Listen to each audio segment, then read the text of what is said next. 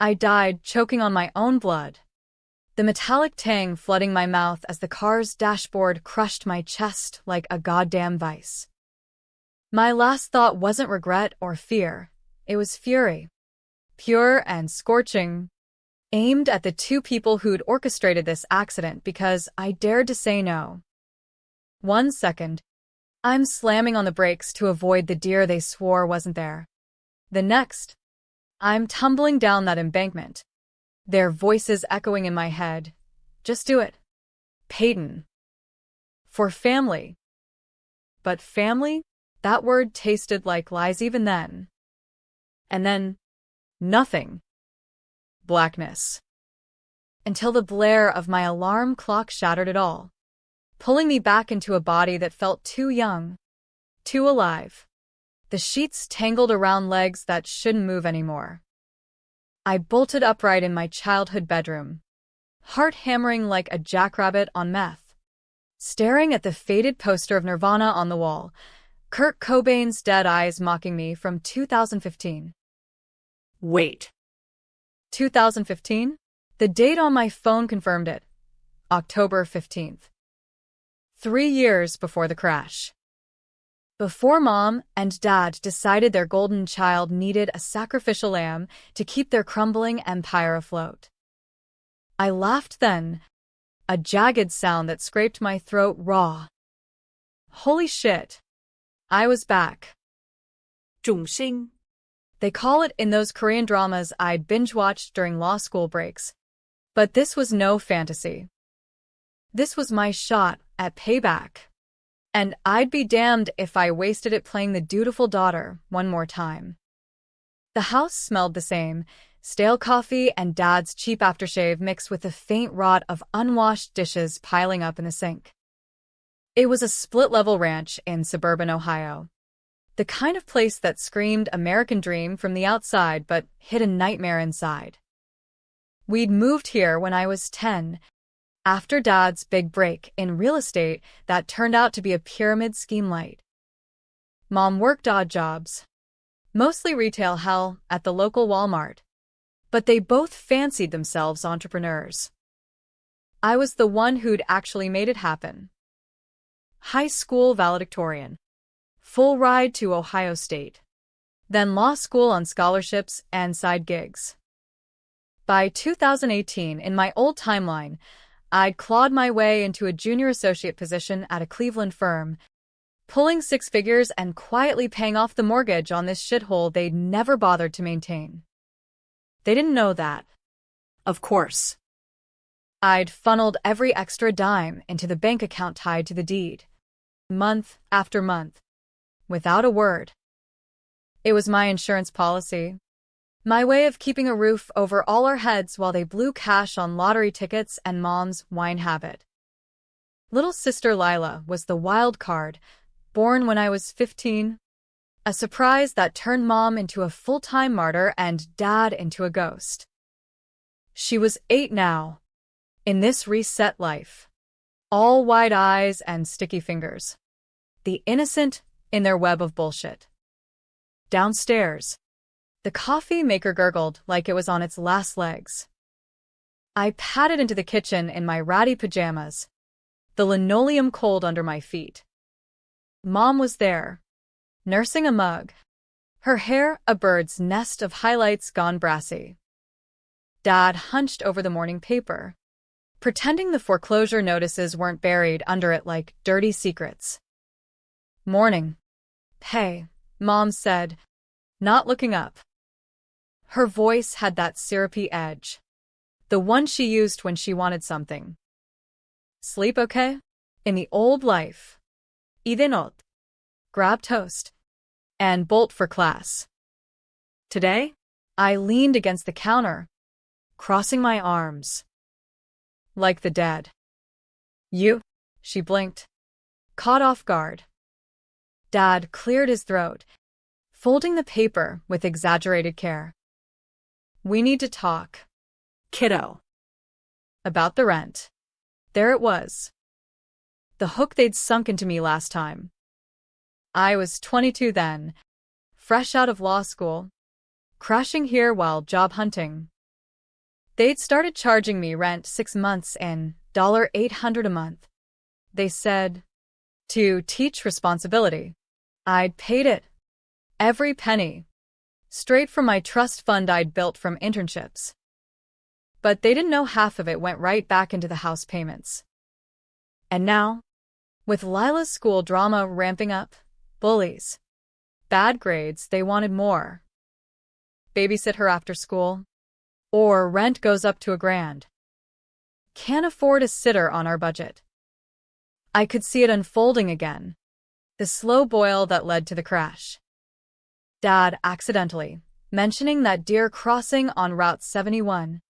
Mom packing my bag with just-in-case snacks laced with something to make me drowsy. God. The toxicology report had called it an overdose. But I'd known. They'd staged it to look like I'd fallen asleep at the wheel, clearing the way for insurance payout to save their asses from bankruptcy. Fan BOI didn't even cover it. It was matricide in slow motion. All for a house they thought was theirs. But not this time. I smiled. Slow and sharp. Rent? Oh, right. Funny you mentioned that. I pulled out my phone, the one thing I grabbed on instinct, and opened the banking app. Screenshot after screenshot, mortgage statements, paid in full as of last month. I'd accelerated payments in this new loop, using memories of future stock tips, nothing insider. Just solid bets on Tesla and crypto that wouldn't raise flags. Dad's face went the color of overcooked ham. What the hell is this? Peyton. This, I said, sliding the phone across the table, is the deed to this house. In my name. Paid off. No more mortgage. No more rent excuses. Mom's mug hit the table with a clatter. Coffee sloshing over the rim. You. You did what? Without telling us? This is our home. Our home, I echoed, tasting the irony. The one I saved from auction 3 times already. Remember the '94 flood? Dad's investment in that strip mall? I covered it all. Wire transfers from my account. You two were too busy playing house to notice. Lila wondered, and then, rubbing sleep from her eyes. Her unicorn pajamas rumpled. What's going on? Pay. You yelling? I softened for her. Only her. Scooping her up, I planted a kiss on her forehead. Just grown-up talk. Squirt. Want pancakes? She nodded, oblivious. And I set her at the table, pouring batter like nothing had shattered. But inside, volcano. This was just the opener. The real show started tonight, when Dad's poker buddies came over and I dropped the bomb on their side hustle, fencing stolen goods through the garage. A secret I'd uncovered too late last time. As the sizzle filled the air, Mom hissed under her breath. You think you're so smart, Peyton? Law degree don't mean shit if you burn bridges. I flipped a pancake, watching it land golden. Bridges? Nah, Mom. I'm just collecting tolls. The rest of breakfast was a minefield of passive-aggressive jabs. Dad muttered about ungrateful kids, Mom shot glares that could curdle milk, and Lila chattered about school, her latest obsession with those glitter slime videos on YouTube. I played along, the perfect big sis, but my mind was racing timelines. In the old life, I'd caved after a week of this guilt-tripping. Started babysitting Lila full-time, picking her up from that sketchy after-school program, driving that death-trap sedan they'd gifted me. It freed them up for business, which meant Dad's late nights at the VFW hall, actually smuggling knockoff handbags from a contact in Detroit, and Mom laundering the cash through fake eBay sales. I'd found out by accident, stumbling on the garage ledger during a rainstorm cleanup. Confronted them, and they spun it as temporary hardship. Then the rent hike threat. The accident. Bút the gieo bí mật. The one that twisted the knife? Lila wasn't theirs biologically. Mom's affair with Dad's old partner. A sleaze named Rick who'd vanished after impregnating her. They'd buried it deep. But I dug up the birth certificate in my paralegal days, sealed adoption records. Payoffs to keep it quiet. Rick was back in town now. In this 2015 reset. Sniffing around for his cut. They'd killed to keep that hidden. And last time, They had. by noon, I was in my car, a beat-up Civic I'd bought with cash from my first internship check. Smarter this time around. First stop, the county recorder's office. I filed the quitclaim deed officially. My name stamped large on the title. No takebacks. Then, a quick detour to the bank. Withdrawing enough to cover Lila's private tutor, $5K. Petty cash from my future knowledge investments. Back home, the tension was thicker than Ohio humidity. Dad was in the garage, tinkering with his toolbox like it held answers. I leaned in the doorway, arms crossed. We need to talk about Lila. He froze, wrenched midair. What about her? Her real dad. Rick.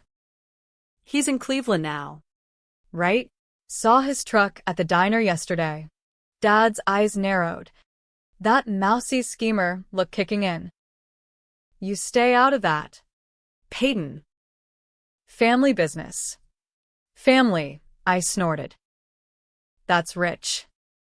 You mean the guy you paid off to disappear? $5,000 in '09. Wired from your joint account. I have the statements. He lunged then, not violent. Just desperate, grabbing my arm. How? You were a kid. I grew up fast. I yanked free. Heart pounding but steady. This was the line. The one where last time I'd backed down. Promise to forget. Today. I stepped closer. Here's the deal. Dad. You and Mom come clean to Lila when she's ready. Or I do it for you. And the side gig ends tonight. Cops are already tipped, anonymous. Of course. His face crumpled. The big bad realtor reduced to a sniveling mess. Peyton, please. We're trying. The house is mine, I cut in. But Lila stays. She's the only pure thing here. He nodded. Broken. And I walked away feeling the first real crack in my armor. Revenge tasted sweet, but it burned going down. That night, the poker game was the powder keg. Dad's buddies, greasy types from the mill, all flannel and beer guts, filed in, slapping backs and cracking open cans. Mom fluttered around with dip and chips, her smile a rictus. Lila was upstairs, glued to cartoons, safe. I waited until the pot was fat, $500 in crumpled bills, then sauntered in with a six-pack. Room for one more? They chuckled, the way men do when they think you're harmless. I sat, anteed up, and cleaned house in the first hand. Bluff after bluff. Reading tells like case files. By the third round, Dad was sweating bullets. What's your secret, sweetheart? One asked. A guy named Hal with a mustache like a porn stash. I leaned back, fanning my cards. Family secrets. Speaking of Dad, tell Hal about the special inventory in the back. The room went pin drop. Dad's cards hit the table face up. Peyton. Not now. Now, I said, voice like steel. Or I call the sheriff. Those Louis Vuitton knockoffs? Customs flagged the shipment last week. Feds are watching. Bluffs within bluffs. I'd called in the tip myself. From a burner app. Hal bolted first. Then the rest. Scattering like roaches. Mom burst in. Hysterical. You ruined us. Everything we built. Built. I laughed. Standing. You mean stole? From widows. Immigrants. Anyone desperate. I know. Mom. Saw the ledgers. She slapped me then, hard. The sting blooming on my cheek. In the old life, it had broken me. This time, I caught her wrist on the backswing. Touch me again, and you're out. Both of you. Lila needs stability, not this circus. Dad pulled her away, murmuring apologies. For a heartbeat, I almost pitied them, their empire of lies crumbling under a daughter's gaze. But pity was for the living. They'd buried me alive once. As they slunk upstairs, defeated, I pocketed the pot. Phase 1, dismantle. Phase 2, the twist they never saw coming. The next morning hit like a hangover without the fun, head throbbing from the adrenaline crash, cheeks still faintly bruised under concealer. I dropped Lila at school, her backpack heavy with new books I'd ordered overnight, then hit the highway for Cleveland. Law firm interviews waited, but first, a side quest, tracking Rick. He was easy to find in this pre-social media saturation era. A quick reverse lookup on his plate number led to a Fleabag motel off I-90. The kind with neon signs flickering vacancy, like a bad omen. I parked across the street, engine idling, watching the door to room 12. At 10 a.m. Sharp, he emerged, mid-40s, Paunch straining his polo. Salt and pepper hair slicked back. The man who'd sired my sister and bolted like a coward. I followed him to a greasy spoon diner, the Starlight Cafe, where truckers nursed Bottomless Joe. Slipping into a booth 2 down, I ordered black coffee and eavesdropped as he bullshitted the waitress about old times. Ohio small talk. All surface. But when his phone buzzed, voice low, I caught fragments. The kid's mine? Yeah. Want my share now? House is collateral. Bingo. He'd gotten wind of the financial shuffle, probably from Dad's loose lips at the VFW. Extortion 101. In the old timeline, he'd shown up post-crash. During the funeral, whispering to Mom about settling debts while I lay 6 feet under. They'd paid him off with my life insurance. $250,000. Enough to skip town again. Bastards. I waited till he paid and waddled out, then tailed him to his truck. Heart in my throat, I rapped on the window. Rick Hargrove, we need to chat. He's startled, fumbling keys. Who the hell are you? Peyton Ellis. Lila's big sister. The one your ex tried to kill to keep your secret. His eyes widened, then narrowed to slits. Lady, you got the wrong guy. I slid a photo across the sill, Lila's school picture. All gap-toothed grin. Doesn't look wrong to me. Blood test would confirm, but we both know. He glanced around, paranoid, then unlocked the door. Get in. Quick. The cab reeked of fast food and regret. As we pulled into a deserted lot behind a warehouse, he lit a smoke, exhaling like a dragon. What do you want? Money? I ain't got much. Truth, I said flatly. And your ass out of Ohio. Forever. He barked a laugh. Truth? Fine. It was a fling. Your mom. She was wild back then. I dipped when things got real. Now? Word is, they're broke. Figured I'd collect. Collect.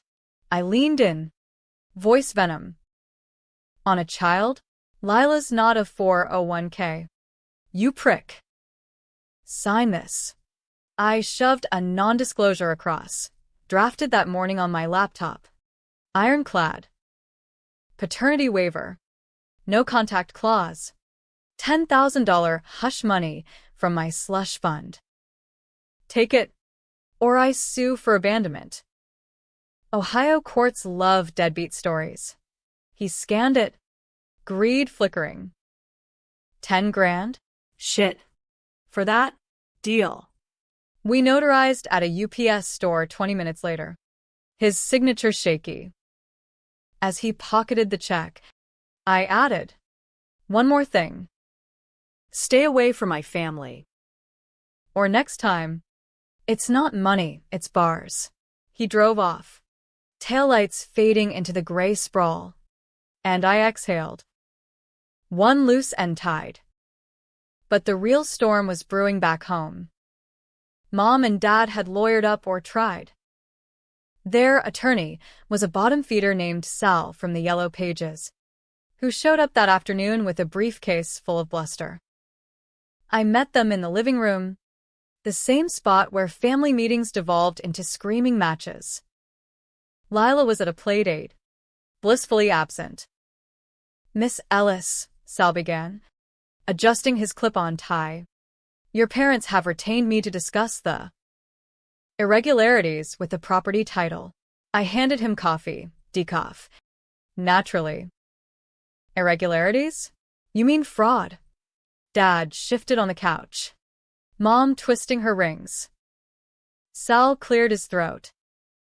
Allegations of undue influence. You were a minor when payments began. Bullshit, I interrupted, sliding over bank records. I was 18 when the first wire hit.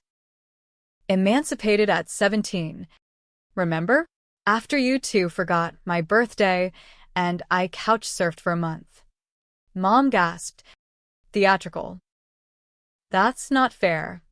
Peyton, we were struggling. Struggling. I echoed. Pacing now. The room closing in like a courtroom I'd one day dominate. While I waitress doubles at Denny's. While you hosted book club, that was code for pyramid pitches. I paid for Lila's braces. Your car repairs. Even that boob job. Mom. In 12. And you repay me by staging a wreck. Sal's pen froze mid-note. Staging? That's a serious accusation. Dead serious, I said, locking eyes with Dad. The brakes on my car? Tampered. I had a mechanic confirm before. Well, Before. and the pills in my snack bag? Ambien. Crushed fine. Coroner called it accidental overdose, but we know better. Mom dissolved into sobs, burying her face in Dad's shoulder. He stared at the carpet. Silent. Sal packed his briefcase. This. Exceeds my scope. I'll advise settlement. Settlement? I mused. How about this? You two move to the basement apartment. Pay rent to me, $500 a month. Fair market for moochers. Therapy for Lila. Mandatory. And full confession to her about Rick. Supervise. Dad's head snapped up. Confession? You're destroying us. No, I whispered, leaning close. You destroyed me. This is mercy. Sal ushered them out, mumbling about mediation. As the door clicked shut, Mom whirled. You heartless bitch. We gave you life. I met her gaze. Unflinching. And I gave you a second one.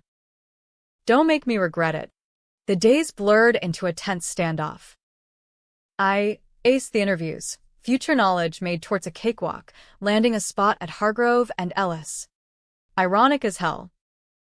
Home was a war zone, Passive notes on the fridge. Need groceries? Slammed doors. Dad's brooding silences. But cracks showed. Mom started attending AA meetings. Dad pawned his golf clubs for gas money. Small victories. Lila noticed. Of course. Kids are sponges. Pay. Why's everyone mad? She'd ask, crayon in hand. I'd ruffle her hair. Grown-up puzzles. Kiddo. But we're solving them. The real test came 2 weeks in, the annual Ellis family Thanksgiving. Tradition dictated turkey and tension, aunts and uncles descending on our house like locusts. Last time. It had been my last meal, awkward toasts masking the plot brewing. This year, I turned it into a reckoning. Aunt Karen arrived first, casserole in tow, her gossip radar pinging. Peyton, heard you're some hotshot lawyer now. What's this about the house? I smiled. Pouring wine. Just securing the future. Speaking of, Mom. Dad. Got something to share? They froze by the turkey carver. The room, 20 relatives crammed elbow to elbow, hushed. Dad cleared his throat. Peyton's. Taken over the mortgage. Good kid. Uncles chuckled. But I wasn't done. More than that. Turns out, there's a family secret. Lila's bio dad, Rick Hargrove. He's signed off. But they need to tell her right. Gasps rippled. Mom's face went ashen. Peyton, not here. Here, I insisted, voice steady. Or never. Transparency. Remember? Aunt Karen's eyes widened. Rick? That sleaze from the mill? Oh. Honey. The floodgates opened. Whispers. Accusations. Dad confessed in stutters. The affair. The payoffs. The smuggling to cover debts. Mom wept. Real tears this time. Relatives divided. Some hugged them. Others backed away. It was chaos. Raw and American. The kind of dinner that ends in therapy bills. But as plates cleared, Lila tugged my sleeve.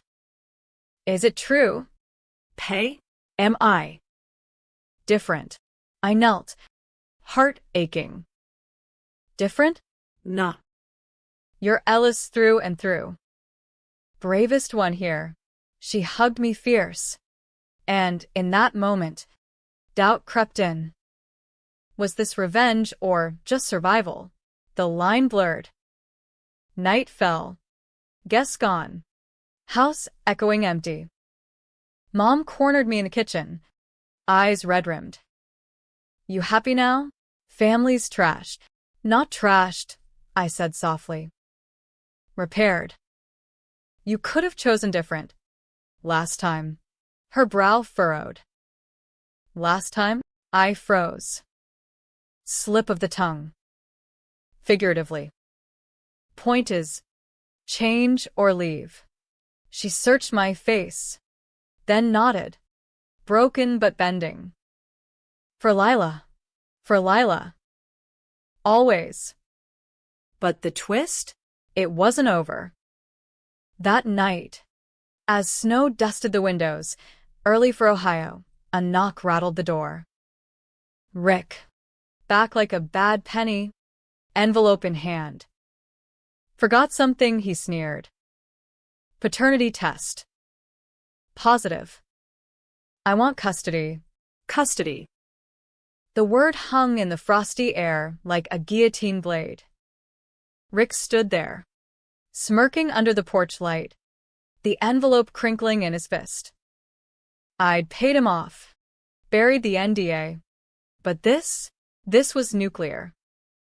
In the old timeline, he'd never pushed this far, content with cash. But my meddling had stirred the hornet's nest, made him bold. Peyton, he drawled, stepping inside uninvited, boots tracking slush. Heard the family drama. Figured I'd up the ante.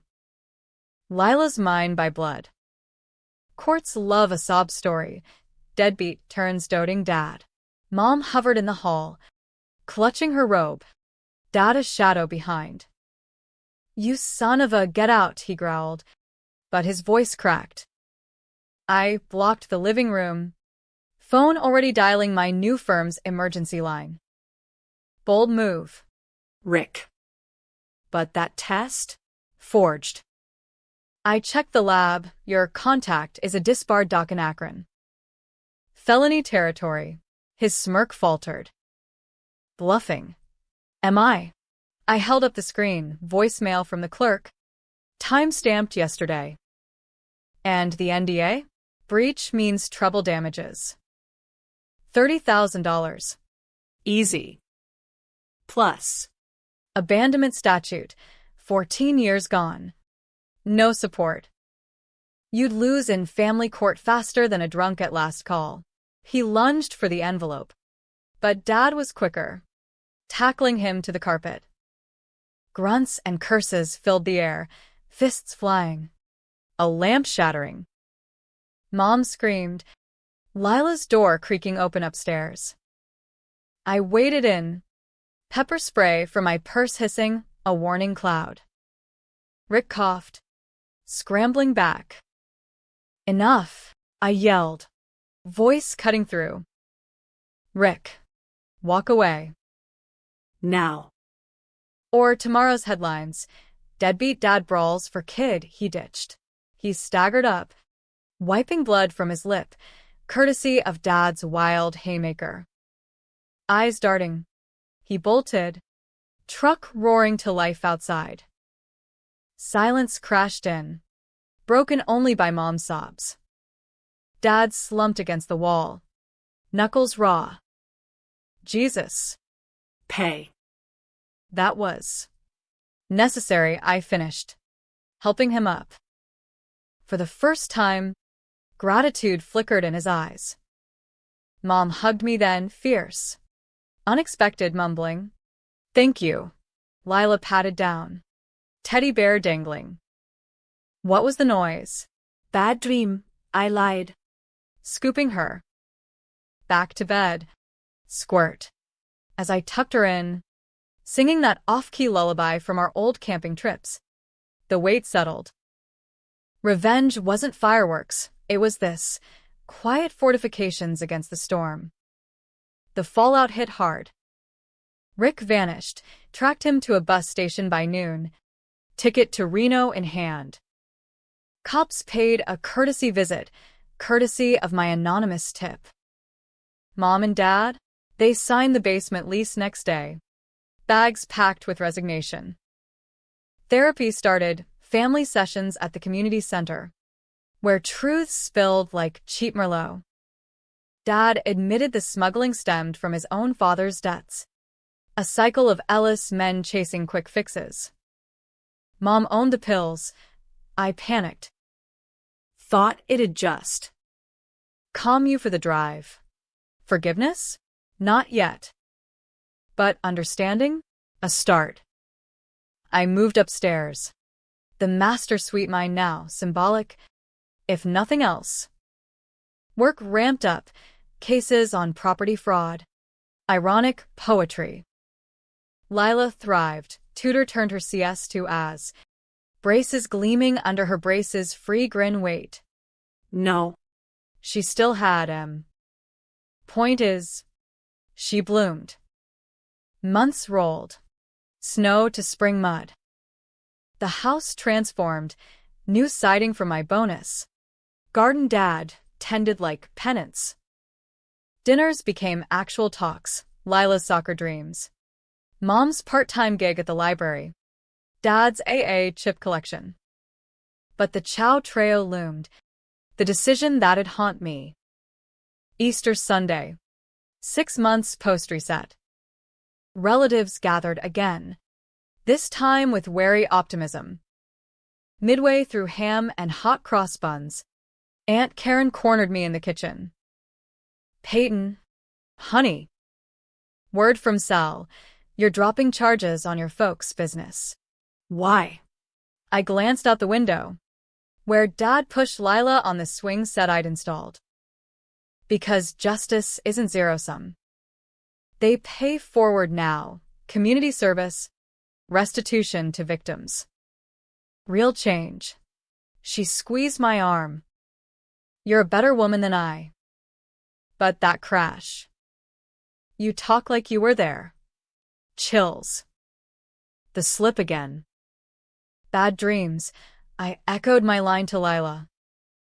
But inside, Panic. the universe, or whatever force looped me, had limits. Push too hard, and the reset might glitch. That night, alone in my room, I journaled it all. The death, the return, the rage. Catharsis. Or confession. Burned the pages at dawn. Ashes scattering like old sins. Summer brought heat, and the twist I never saw. Rick's truck found in a ditch off I-71, the same stretch. Overdose. Cop said. Pills in his system. Brake lines cut. Suicide? Or Dad's toolbox. Glimpsed that morning. Wire cutters. Fresh. His eyes. When I asked point blank, he threatened my girls. Wouldn't let it happen again. Murder. The ultimate betrayal flipped, protector from destroyer. I should call it in. End the cycle. But as Lila laughed in the yard, Mom weeding beside her, Dad grilling burgers, I hesitated. The decision, silence. Controversial as hell. A daughter's pact with the devil who'd saved her. I buried the secret deeper than they ever had, vowing to watch closer. No more accidents. Fall leaves turned, and life normalized. I made partner by 2018. This 2018. House secure. Family fragile but mending. Lila knew her origins by 12. Hugged Mom tighter for it. No crash. No grave. Just scars. Earned. Looking back, forward, from my office window overlooking Lake Erie, I wonder, was it revenge? Or redemption? Both. Maybe. The American way. Pull yourself up. Burn the ladder if you must. But never forget the climb. One thing's sure, I paid off that house. And no one rents my peace.